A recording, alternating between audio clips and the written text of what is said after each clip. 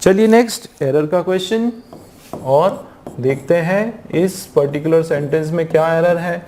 Yesterday the farmers in Hathras rounded up about 25 abandoning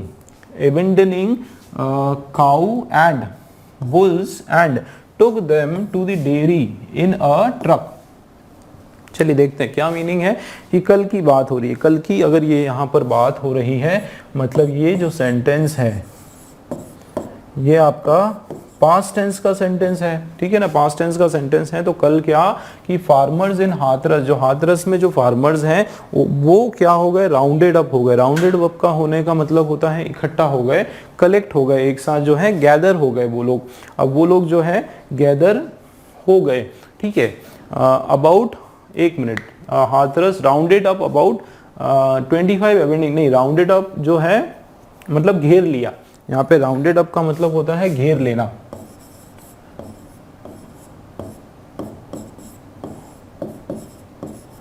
उनको चारों तरफ से जो है सराउंड कर देना या उसको घेरा बना लेना, घेर लेना। कितनी, अबाउट 25 एबेंडनिंग काउस, है ना, ऐसी एबेंडनिंग काउस एंड बुल्स को, गाय और बैलों को जो है उन्होंने क्या किया, एकदम आसपास घेर लिया। एंड टुक देम, और उनको लेके गए, कहाँ पर, डेयरी, इन अ ट्रक, उनको ट्रक में भरकर जो है डेयरी में ले गए। अब यहाँ पे देखते हैं, पहले स्ट्रक्चर समझते हैं।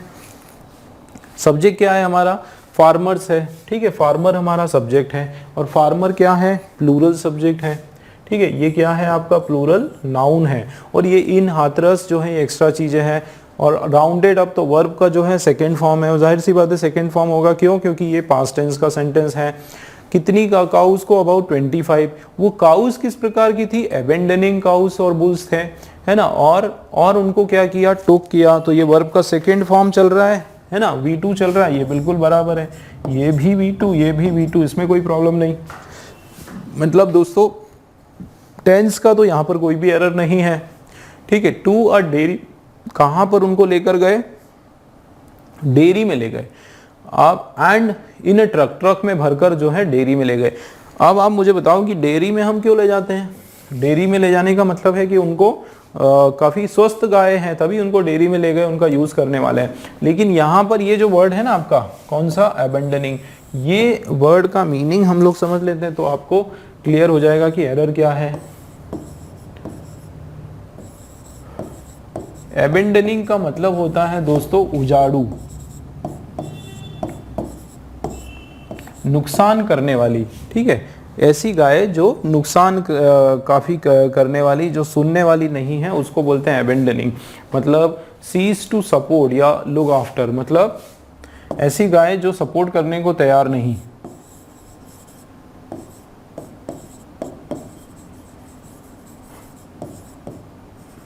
है ना। ऐसी गाय जो सपोर्ट करने को तैयार नहीं, मतलब एक तरह से हुड़दंगी गाय, ऐसी गाय जो बिल्कुल बहुत ज़्यादा नुकसान जिसने किया है ना, जो बिल्कुल उजाड़ है, जो किसी काम की नहीं है, जो सपोर्ट नहीं करना चाहती है, ठीक है, एकदम उजाड़ गाय, एकदम भड़कीली गाय, इस तरह की गाय जो होती है। नेगेटिव सेंस का वर्ड है ये आपका, है ना, ये क्या है, नेगेटिव सेंस का वर्ड है। तो क्या हम उस सेंस में बात कर रहे हैं। अगर ऐसी गाय होती तो उनको जो है कहीं और ले जाते, डेयरी में क्यों लेकर जाते, मतलब जाहिर सी बात है वो दुधारू गाय है, काम की गाय है। तो यहाँ पर एबेंडनिंग के बदले जो है दूसरा वर्ड आने वाला है आपका, एबेंडेंड आ जाएगा, ठीक है। तो ये एबेंडनिंग जो है ना आपका एक वर्ब है, क्या है ये, वर्ब है। एक दूसरा वर्ड है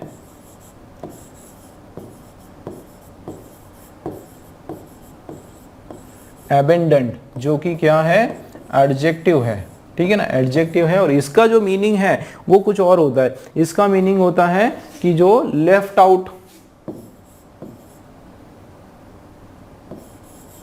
लेफ्ट या फिर हैविंग बीइंग लेफ्ट,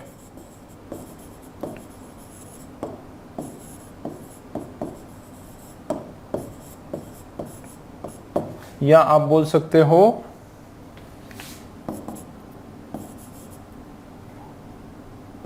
अनकेयर्ड, मतलब ऐसी गाय जिनको जिन पर ध्यान नहीं दिया गया हो, ऐसी गाय जिनको बिल्कुल छोड़ दिया गया हो, बिल्कुल लावारिस गाय जिसको बोलते हैं। एबेंडेंट का मतलब होता है त्यागी हुई गाय, ठीक है, त्यागी हुई या लावारिस, ठीक है।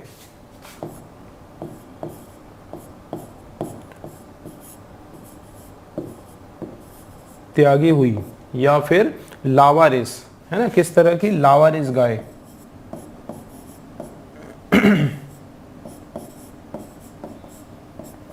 जिसका कोई नहीं, तो ये यहाँ पर ये जो वर्ड है एबेंडन्ड जो है ये राइट हो जाएगा, ठीक है। लावारिस का यहाँ पर सेंस हो रहा है,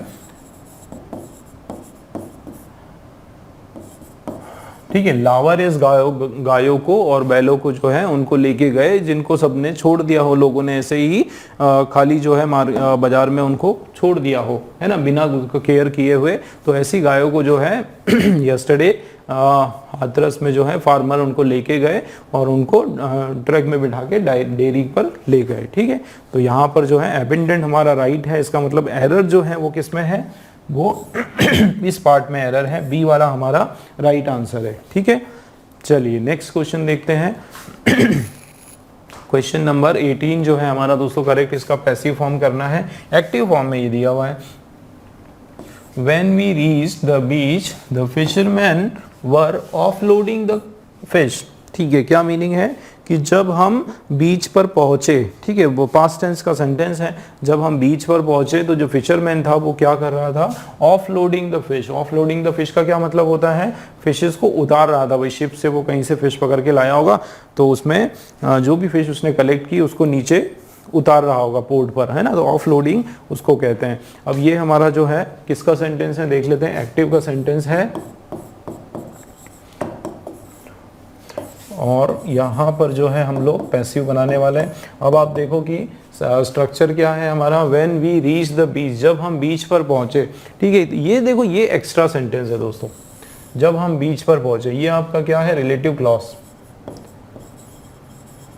रिलेटिव क्लॉज है ये, क्या है, रिलेटिव क्लॉज। इसका मतलब व्हेन से शुरू हुआ ना ये, तो मतलब ये एक्स्ट्रा चीजें हैं। और सही हमारा जो मेन जो हमारा सेंटेंस है जिसको मेन क्लॉज बोलते हैं वो यहाँ से शुरू हो रहा है, ठीक है। अब देखो यहाँ से हमारा मेन सेंटेंस शुरू हो रहा है और क्या बोला जा रहा है, देखो द फिशरमैन वर। तो ये जो फिशरमैन है ना, ये हमारा क्या है, सब्जेक्ट है, ठीक है, वर। और इसमें क्या है, द फिशरमैन वर, तो वर हो गया, ठीक है। तो वर हमारा ये जो है पास्ट टेंस का है, ठीक है। तो सब्जेक्ट और वह ये सेकंड फॉर्म है आपका, पास्ट टेंस है, ठीक है। और ऑफ लोडिंग जो है ये हमारा कंटिन्यूस टेंस का है, ठीक है। क्या है, कंटिन्यूस। ऑफ लोडिंग हो गया ना, ऑफ लोडिंग आपका मेन वर्ब है। ये हमारा जो है ना, अरे यार सॉरी, ये हमारा हेल्पिंग वर्ब है ना। ये क्या है, वर्ब हमारा हेल्पिंग वर्ब है पास्ट टेंस का। और उसके बाद ऑफ लोडिंग जो है ना दोस्तों, ये हमारा मेन वर्ब है। मेन वर्ब है कौन सा, ये हमारा जो है फोर्थ फॉर्म का मेन वर्ब है, मतलब कंटिन्यूस टेंस का ये हमारा सेंटेंस है। ये जो सेंटेंस है ये कौन से टेंस का है, कंटिन्यूस टेंस का सेंटेंस है, ठीक है। अब ये कंटिन्यूस टेंस का सेंटेंस है और उसके बाद जो है आपका, एक मिनट, हाँ, कंटिन्यूस टेंस का है और ऑब्जेक्ट क्या है, ये आपका ऑब्जेक्ट हो गया, ठीक है। चलिए, तो अब आप देखें सब्जेक्ट। चलिए इसका स्ट्रक्चर बनाते हैं। सबसे पहले सब्जेक्ट, ठीक है, उसके बाद जो है हेल्पिंग वर्ब, और उसके बाद जो है मेन वर्ब, वर्ब का फोर्थ फॉर्म या V1 ING, और उसके बाद जो है ऑब्जेक्ट, ठीक है। तो ये हमारा हेल्पिंग वर्ब या ऑक्सिलरी वर्ब, इस तरीके से। अब देखते हैं कि इसका स्ट्रक्चर क्या होगा। तो सबसे पहले ऑब्जेक्ट, ठीक है, उसके बाद हेल्पिंग वर्ब, ठीक है, उसके बाद जो है क्या आएगा, बीइंग आएगा, उसके बाद जो है बीइंग हो गया वर्ब का, मेन वर्ब का थर्ड फॉर्म होगा, और उसके बाद बाय लगने के बाद जो है सब्जेक्ट आने वाला है। बिल्कुल इस तरीके से। सबसे पहले शुरुआत किससे करोगे दोस्तों, शुरुआत हमारा होगा ऑब्जेक्ट से। तो फिश जो है वो हमारा, द फिश जो है हमारा ऑब्जेक्ट है, लेकिन उसके पहले हम लोग ये रिलेटिव क्लॉज भी लगा सकते हैं, इसमें कोई प्रॉब्लम नहीं है। शुरुआत इससे कर सकते हैं कि when we reach the beach, ठीक है। तो when we reach the beach जो है एज इट इज रहेगा। आप देखो चारों ही सेंटेंस में आपकी जो शुरुआत है वो इसी से हो रही है, when we reach the beach, when we reach the beach. तो यहाँ पे जो है ये बीच ही है, क्वेश्चन का एरर है, ठीक है। और when we reach the beach, तो यहाँ पर तो यहाँ तक सब सही है, यहाँ पर कोई प्रॉब्लम नहीं। अब जैसे कि मैंने कहा ऑब्जेक्ट क्या है, फिश, तो द फिश देखो, द फिश देखो, the fish, the fish, the fisherman क्यों होगा भाई, फिशरमैन की तो बात नहीं हो रही, फिशरमैन तो हमारा सब्जेक्ट है, हमको चाहिए ऑब्जेक्ट, तो द फिश, एक ऑप्शन हमारा क्रॉस आउट हो गया दोस्तों। फिर उसके बाद जो है जैसे कि यहाँ पर है, तो देखो ये जो हेल्पिंग वर्ब है वो पास्ट टेंस में है, तो जाहिर सी बात है इधर का जो हेल्पिंग वर्ब होगा वो भी पास्ट टेंस में होगा, मतलब द फिश। अब फिश जो है वो प्लूरल है कि सिंगुलर है, बताओ जरा। तो फिश जो होता है ना दोस्तों, वो भी हमारा प्लूरल जो है, हम लोग उसको प्लूरल सेंस में लेने वाले। फिश जो है, क्योंकि कोई एक फिश तो उसने नहीं पकड़ी है भाई, इतनी सारी लोड कर रहा है, फिश को बाहर फेंक रहा है, तो एक फिश तो नहीं होगा। प्लूरल फॉर्म में बहुत सारी फिश हैं, बट उसको हम लोग इसी तरीके से बोलते हैं, तो ये प्लूरल वर्ड है आपका। फिश क्या है, प्लूरल है, तो वर आने वाला है, क्यों, क्योंकि पास्ट टेंस में चल रहा है। अब यहाँ पर आप देखो वर यहाँ पर भी ठीक है, और उसके अलावा वर कहाँ है, देखो देखो ये तो कैंसिल हो जाएगा, क्यों, क्योंकि यहाँ हैव बीन आ गया भाई, परफेक्ट कंटिन्यूअस क्यों आया, इसकी हमको रिक्वायरमेंट नहीं है, तो बी वाला भी रॉन्ग, और डी और ए में कंपटीशन है अभी। अब देखते हैं, तो फिश, उसके बाद यहाँ भी वर, चलिए तो यहाँ तक भी अभी क्लोज कंपटीशन चल रही है, और आगे हम देखते हैं, तो यहाँ क्या आ गया, देखो बीइंग आना चाहिए, क्या आना चाहिए हेल्पिंग वर्ब के बाद, बिल्कुल बीइंग आना चाहिए, और ये आपका डिसीजन डिसाइड हो जाएगा कि कौन सा सही है। देखो यहाँ पर बीइंग आया, और इधर देखो सीधा ऑफ लीडिंग आ गया, बीइंग कहाँ है, और आईएनजी आ गया, आईएनजी नहीं आना है, पैसिव में कभी भी आईएनजी नहीं होता है, बीइंग और वर्ब का थर्ड फॉर्म, और ये रहा बीइंग और वर्ब का थर्ड फॉर्म, ये वाला आपका एब्सोल्युटली करेक्ट है दोस्तों। कंसेप्ट पर ध्यान दो, ठीक है, जिस तरीके से मैं आपके कंसेप्ट क्लियर कर रहा हूँ ना, उस पर ध्यान दो, बिल्कुल बेसिक्स क्लियर करो, बाद में जब आपकी प्रैक्टिस अच्छी हो जाएगी तो आप खुद अपने आप से स्पीड में कर सकते हो, पता कर सकते हो, पर आप उस कंसेप्ट आपका क्लियर करो, ठीक है। तो यहाँ पर देखो समझ में आया कि वी रीच्ड वर्ब का ये तो एज इट इज रहेगा, ये आपका ऑब्जेक्ट, फिर हेल्पिंग वर्ब, फिर बीइंग, फिर मेन वर्ब का थर्ड फॉर्म, और बाय लगा, और उसके बाद जो है सब्जेक्ट लग गया। इसका मतलब फर्स्ट वाला जो है हमारा बिल्कुल राइट आंसर है, ठीक। 19th वाला क्वेश्चन दोस्तों, ये जो रेड कलर में आपके पास एक ईडियम है, ठीक है, सेंटेंस में देखो क्या लिखा हुआ है, two brothers don't see eye to eye on property matters. तो यहाँ पे आई टू आई मतलब नजरों से नजरें मिलाना, ठीक है, नजरों से नजरें नहीं मिला पाना, इसका क्या मतलब है कि, है ना, आप इसका यहाँ एग्जैक्ट मीनिंग क्या होता है इडियम का वो आप समझो, आप जो निकाल रहे हो उसका जरूरी नहीं कि वही मीनिंग होगा, ठीक है। यहाँ पे सी आई टू आई मतलब does not agree with each other, एक दूसरे से क्या नहीं करना, एक दूसरे से इत्तेफाक नहीं रखना, एग्री नहीं करना, बिल्कुल यही मीनिंग है, और आपको ये मीनिंग बिल्कुल याद रखना पड़ेगा, ठीक है। तो क्या होगा, डिस्कस थिंग, एक दूसरे से चीजें डिस्कस नहीं करते हैं, तो देखो on property, discuss things with each other on property. देखो दोस्तों, अगर आपको मीनिंग नहीं पता और आप एकदम तुक्का लगाते हो, गेसिंग करते हो, तो आप रॉन्ग कर दोगे, ठीक है। आपको लगेगा कि फर्स्ट वाला भी राइट है, ठीक है, लेकिन फर्स्ट वाला राइट नहीं है, है ना, याद रखना आप लोग, फर्स्ट वाला राइट नहीं है, क्यों, क्योंकि इसमें कोई भी गेसिंग नहीं चलेगी, कोई ट्रिक काम नहीं आता है, आपको एग्जैक्ट इसका मीनिंग पता होना चाहिए बस, नहीं तो रॉन्ग कर दोगे। देखो एग्जैक्ट क्या मीनिंग है कि दो ब्रदर जो है वो एक दूसरे से क्या नहीं करते, एग्री नहीं करते, बिल्कुल यही मीनिंग होता है। तो देखो ये लिखा हुआ है agree with each other, the two brother जो है वो एक दूसरे से क्या नहीं होते, इत्तेफाक नहीं रखते, एक दूसरे से राजी नहीं होते, एग्री नहीं होते प्रॉपर्टी के मैटर पर, ठीक। तो सी वाला जो है हमारा राइट आंसर है, बिल्कुल याद रखें आप, सी आई टू आई का मतलब होता है एग्री विथ ईच अदर, ठीक, इसी तरीके से। चलिए तो नेक्स्ट क्वेश्चन हमारा 20th वाला क्वेश्चन दोस्तों, डायरेक्ट इनडायरेक्ट का, और इसका जो है हमको इनडायरेक्ट चाहिए, ठीक है। पहले बना लेते हैं डायरेक्ट, और यहां पर जो है इनडायरेक्ट। चलिए देखते हैं इसके अंदर क्या होने वाला है। सबसे पहले देखो, तारू आस्क्ड मी, तारू ने मुझसे पूछा, what did you buy from the mall yesterday. अब ये क्या क्वेश्चन है, बिल्कुल ये सीधा सीधा क्वेश्चन है, ठीक है। क्या है, क्वेश्चन पूछा जा रहा है, क्या क्वेश्चन पूछा जा रहा है, तारू ने पूछा, किससे, मुझसे पूछा, क्या पूछा, व्हाट डिड, डिड आया मतलब पास्ट टेंस है, ये क्या है, पास्ट टेंस है, ठीक है, सिंपल पास्ट का सेंटेंस है आपका। What did you buy from the mall, की मॉल से तुमने कल जो है वो क्या खरीदा। अब इसमें हमने क्या पढ़ा है दोस्तों, कुछ चीजें देख लेते हैं। एक तो जैसे आस्क्ड है, ठीक है, आस्क्ड है तो यहाँ पर भी आस्क्ड होगा, ठीक है, इसमें कोई प्रॉब्लम नहीं।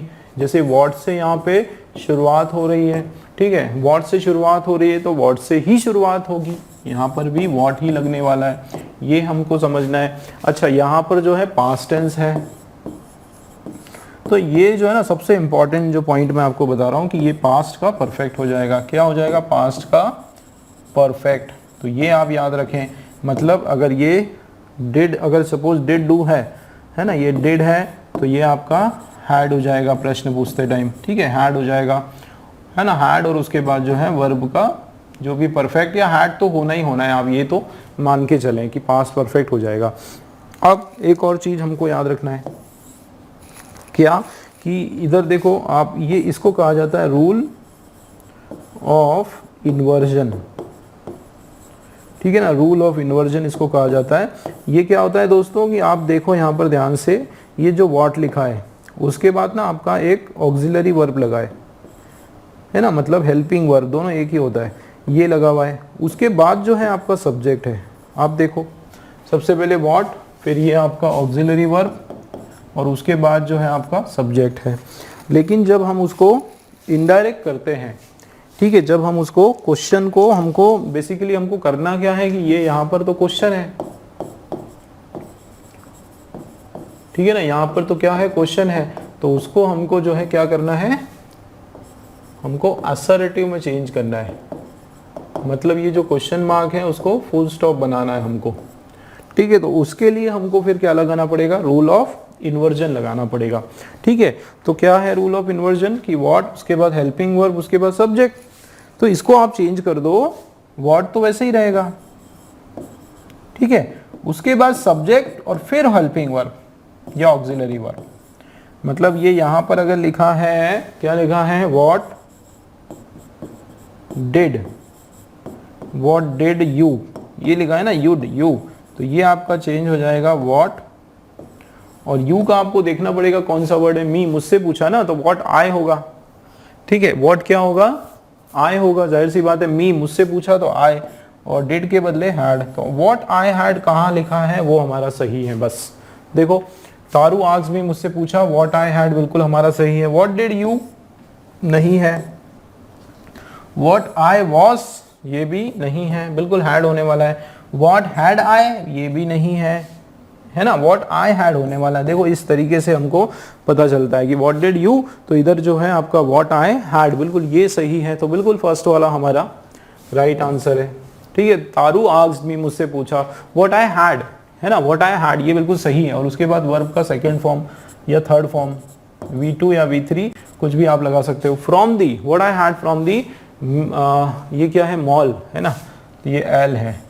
What I had from the mall, और यस्टरडे का आपको पता है क्या होता है दोस्तों? प्रीवियस डे, ये भी आपको लगाना है, ठीक है, प्रीवियस डे भी आपको लगाना है। तो स्ट्रक्चर क्लियर हुआ, समझ में आया?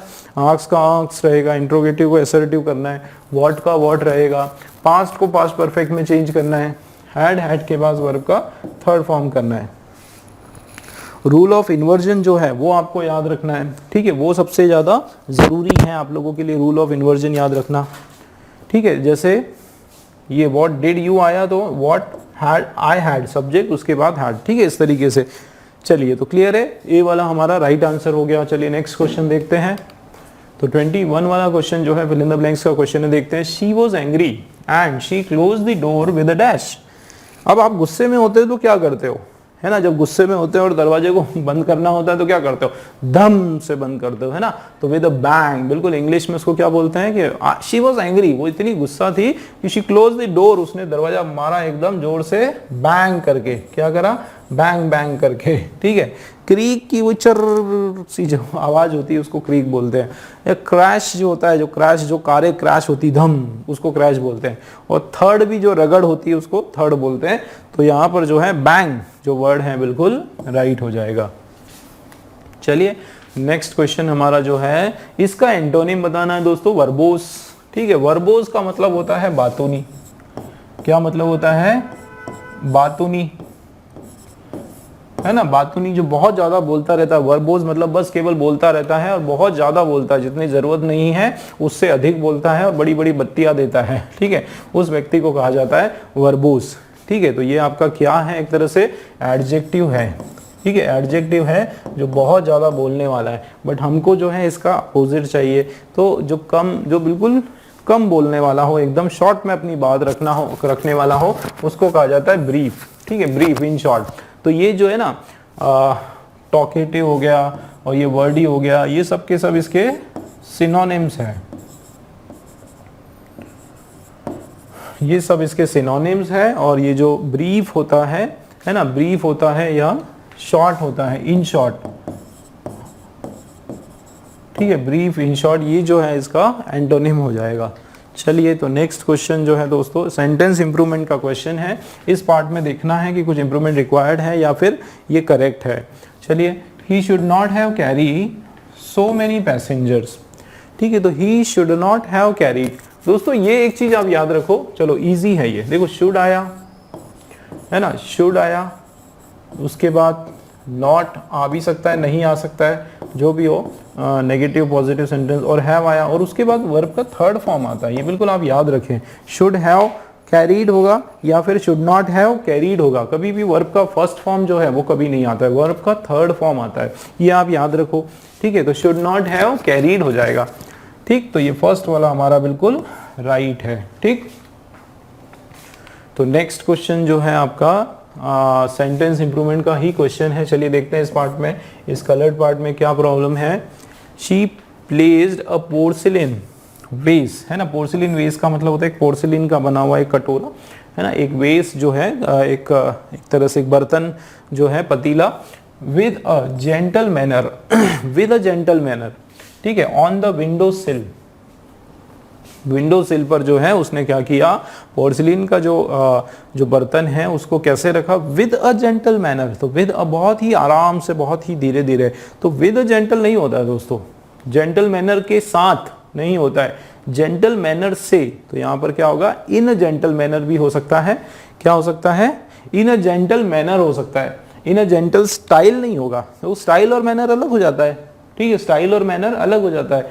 तो यहाँ पर या तो ये हो सकता था कि इन अ जेंटल, ये अगर यहाँ पर होता इन अ जेंटल मैनर, अगर ये होता, ठीक है, तो भी हम समझते कि सही था। या फिर आप सीधा सीधा बोलो कि शी प्लेस्ड, ठीक है, द पोर्सिलिन वेस, उसने इस पोर्सिलिन वेस को रखा कैसे, विद अ जेंटल मैनर का मतलब क्या होता है, ये प्लेस्ड जो वर्ब है और उसका एक एडवर्ब लगा दो, कैसे होता है, जेंटली, बहुत ही आराम से, मतलब तो वही हुआ ना यह जेंटल मैनर। तो ये आपका जो है एडवर्ब है। ठीक है, ये आपका एडवर्ब है, और जो कि प्लेस, जो प्लेस करने का जो ढंग है, तरीका है, उसको दर्शा रहा है, मतलब जेंटली भी जो है आपका बिल्कुल सही है। ठीक है, क्लियर है, जेंटली हमारा राइट आंसर है। नेक्स्ट क्वेश्चन देखो, इसका एंटोनिम बताना है। देखो स्क्वेलिड जो वर्ड है इसका चाहिए हमको एंटोनिम। दोस्तों स्क्वेलिड का मतलब होता है बिल्कुल भद्दा सा, ठीक है, भद्दा या फिर गंदा। ठीक है, क्या होता है, गंदा होता है, अनक्लीन या डर्टी, है ना, गंदा सा एकदम स्क्वेलिड, बदबूदार जिसको बोलते हैं। फिल्थी भी यही होता है, फिल्थी भी जो है इसका क्या है, सिनोनिम है, ये भी इसका जो है सिनोनिम है। ठीक है, इन्फेस्टेड भी बोल सकते हो। तो इसका जो राइट आंसर है, इसका उल्टा क्या हो जाएगा, क्लीन हो जाएगा, प्योर हो जाएगा, साफ हो जाएगा। ठीक है, तो ये क्लीन जो है इसका राइट स्क्वेलिड का एंटोनिम हो गया। बिल्कुल याद रखें आप लोग, इसका मतलब होता है भद्दा, अनक्लीन, डर्टी, फिल्थी, ये सारा। चलिए नेक्स्ट क्वेश्चन हमारा जो कि है select the correct direct speech, हमको इसका ढूंढना है। चलिए इनडायरेक्ट स्पीच का क्वेश्चन है। देखो, the boy asked his mother if there was any cake left in the fridge. ये आपका जो है किस फॉर्म में है, इनडायरेक्ट फॉर्म में। चलिए देख लेते हैं इनडायरेक्ट फॉर्म, और यहां पर जो है डायरेक्ट। अब दोस्तों कुछ चीजों को याद रखना है, जैसे यहां पर क्या लिखा हुआ है, इफ है ना, तो इफ, या फिर अगर क्या होता वेदर, है ना, इफ और वेदर है, इसका मतलब है कि ये हमारा जो है ना क्या है, एक क्वेश्चन है, इंट्रोगेटिव सेंटेंस है। कौन सा सेंटेंस है ये, इंट्रोगेटिव सेंटेंस है, मतलब हमको जो है यहाँ पर एक क्वेश्चन मार्क लगाना है। ठीक है, क्या लगाना है हमको? क्वेश्चन मार्क लगाना है। चलिए वो देख लेते हैं। और हमको क्या पकड़ करना है कि asked his mother if there was, देखो वाज आया दोस्तों, यहाँ पर वाज आया, इसका मतलब है कि जब हम इसका डायरेक्ट करेंगे तो टेंस पास्ट का प्रेजेंट हो जाएगा, उल्टा हो जाएगा। देखो डायरेक्ट से इनडायरेक्ट करते हैं तो प्रेजेंट टेंस का पास्ट हो जाता है। अब इनडायरेक्ट से जब डायरेक्ट करना है तो पास्ट टेंस का क्या हो जाएगा? प्रेजेंट। ये छोटी छोटी चीजें याद रखो तो आंसर वैसे ही आ जाएगा, है ना। ऑप्शन आपके पास है ऑलरेडी, तो आपको वैसे ही हिंट पता चल जाएगी। तो जब आपका डायरेक्ट से इनडायरेक्ट करते हो, जब आप डायरेक्ट से इनडायरेक्ट करते हो तो आप प्रेजेंट का पास्ट करते हो, है ना। मतलब आप इनडायरेक्ट में अगर पास्ट है, इनडायरेक्ट में अगर पास्ट है तो यहाँ पे टेंस क्या होगा? देखो छोटी छोटी चीजें हमको, ये क्या हो रहा है, प्रेजेंट का क्या, पास्ट का क्या हो जाएगा? प्रेजेंट टेंस हो जाएगा। ठीक है ना। तो सबसे पहले तो ये चीजें देख लो आप कि भाई हमारा प्रेजेंट टेंस का सेंटेंस कौन सा है। आप देखो यहाँ पर, ये देखो इस से शुरू हो रहा है, प्रेजेंट टेंस है। यहाँ पे क्या, किससे शुरू हो रहा है? देयर इजंट, यहाँ पे मना हो रहा है। चलो मना वाला बाद में देखते हैं, पहले प्रेजेंट देखो किससे शुरू हो रहा है। देखो यहाँ पर वॉज से शुरू हो रहा है, इसको कट कर दो। ठीक है, इसको कट कर दो बिल्कुल, इससे यहाँ पर भी शुरू हो रहा है। चलिए ये अच्छी बात है। अब आगे देखते हैं कुछ और चीजें हम देखते हैं, जैसे इफ देयर वॉज, है ना। तो इफ देयर वॉज है तो, है ना, इफ देयर वॉज है तो देयर, एक चीज मैंने आपको बताई थी, देखो यहाँ पर लिखा है देयर वॉज। ठीक है, यहाँ पर क्या लिखा है? There was. तो इसका जो रूल ऑफ इन्वर्जन हम लोग लगाने वाले हैं,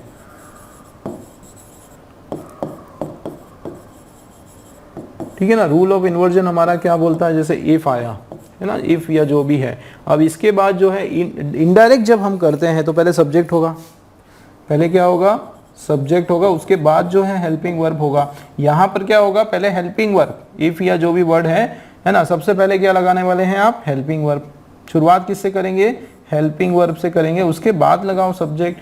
तो आप सबसे पहले देखो सब्जेक्ट आ रहा है कि हेल्पिंग वर्ब आ रहा है। आप यहाँ पर देखो देयर इज, पहले यहाँ पे सब्जेक्ट आ रहा है, जबकि हमको पहले क्या चाहिए? हेल्पिंग वर्ब चाहिए। तो ये भी रॉन्ग, हेल्पिंग वर्ब चाहिए ना सबसे पहले, इज आना चाहिए सबसे पहले। ये दोनों ठीक है, ये दोनों भी ठीक है। ठीक है, तो अब देखो इसकी प्रॉब्लम हमने सॉल्व कर ली, थी ना हमने सॉल्व। अब आगे बढ़ते हैं। ठीक है, अब यहाँ देखते हैं, अब आगे की चीजें देखते हैं। देखो दो ऑप्शन है हमारे पास, या तो फर्स्ट होगा या फिर डी वाला होगा। लेकिन समझ में आया है कि क्यों नहीं होगा वो, ये क्यों नहीं होगा बी वाला? क्योंकि सब्जेक्ट है ना, ये सब्जेक्ट पहले हो गया फिर हमारा हेल्पिंग वर्ब है। जबकि हमने देखा है ऐसा कि ये एक तो इंट्रोगेटिव का सेंटेंस है, इफ और वेदर ये सब आ रहा है, और हम इसको डायरेक्ट कर रहे हैं तो हेल्पिंग वर्ब पहले होगा, उसके बाद सब्जेक्ट होने वाला है। अब देखते हैं दूसरी क्या प्रॉब्लम्स है। देखो द बॉय, लड़के ने पूछा, किससे? अपनी मदर से। तो लड़के ने अपनी मदर से पूछा, यहाँ क्या लिखा है? लड़के ने अपनी मदर से पूछा। तो ये बराबर है, और इसमें क्या हो रहा है? देखो इसमें क्या हो रहा है? डी वाले में मदर ने लड़के से पूछा। भाई उल्टा क्यों कर दिया आपने? जो क्वेश्चन पूछ रहा है उन्हीं को पूछने दो ना। मदर ने नहीं पूछा है, लड़के ने ही पूछा है अपनी मदर से। तो ये पूरा मीनिंग ही चेंज कर दिया, मतलब ए वाला हमारा आंसर है। ठीक, इस तरीके से, इस अप्रोच के साथ दोस्तों क्वेश्चंस को सॉल्व करना है आप लोगों को। ठीक है ना, चलिए पढ़ते हैं अब। तो the boy asked his mother, ठीक है, यहां तक बराबर है। अब ये हो गया। अब ये हमने क्या किया कि इज या हेल्पिंग वर्ब से शुरुआत हो रहा है तो हमने इफ या वेदर लगाएंगे। ठीक है, यहाँ पर कॉमा, इन्वर्टेड कॉमा, ये तो पता है आपको। अब देखो इफ देयर वॉज, तो वॉज देयर हो गया, तो वॉज तो हम करेंगे नहीं, वॉज का जो हो जाएगा इज, क्योंकि टेंस चेंज हो जाता है, पास्ट का प्रेजेंट हो जाता है। तो इज, ठीक है, there any cake left in the fridge, इनमें तो कोई इंप्रूवमेंट की रिक्वायरमेंट नहीं है। और सबसे इंपॉर्टेंट बात क्वेश्चन मार्क, है ना, सबसे इंपॉर्टेंट बात क्वेश्चन मार्क। देखो यहाँ पे एक और चीज है इसको क्रॉस करने का, यहाँ पर क्वेश्चन मार्क ही नहीं है, तो ये वैसे ही रॉन्ग हो जाएगा। ठीक है, तो ए वाला हमारा राइट आंसर है। इस तरीके से सॉल्व करना है दोस्तों आप लोगों को। ठीक है, चलिए आगे बढ़ते हैं नेक्स्ट क्वेश्चन की ओर। ये जो क्वेश्चन है एरर का क्वेश्चन है, चलिए देखते हैं। एरर का क्वेश्चन है, क्या लिखा है? His chances of winning both the races seems slight to me. क्या बोला जा रहा है?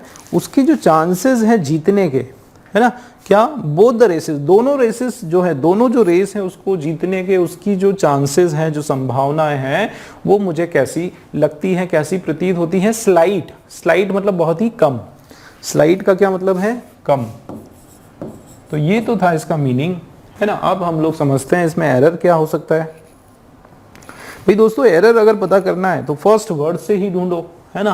पहले ही शब्द से आप पूरा उसका स्ट्रक्चर बनाओ कि ग्रामेटिकली उसका सब्जेक्ट और वर्ब का एग्रीमेंट बराबर है या नहीं है, प्रीपोजिशन बराबर लगा है या फिर एडवर्ब, एडजेक्टिव, क्या हर एक चीज देखनी पड़ती है। ऐसा नहीं कि हम कुछ भी एक दो चीजें याद रखें, सभी कंसेप्ट को ध्यान में रखना पड़ता है।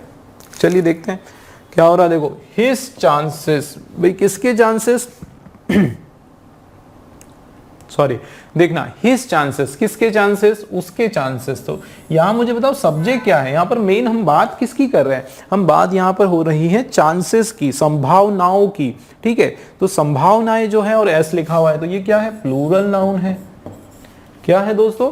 प्लूरल नाउन है। किस चीज के चांसेस? जीतने के, है ना। कैसे? क्या? बोथ रेसेस, दोनों रेसेस जीतने के उसके जो चांसेस हैं, जो कि प्लूरल नाउन है। अब यहाँ पे प्लूरल नाउन है तो प्लूरल वर्ब भी होना चाहिए। तो वर्ब कहाँ है? ये रहा वर्ब, ये रहा हमारा वर्ब, ठीक है ना। ये हमारा वर्ब है। अब वर्ब क्या है? वर्ब दोस्तों सिंगुलर है, तो ये हमारा रॉन्ग हो जाएगा। इसके बदले जो है सीम जो है वो राइट होगा।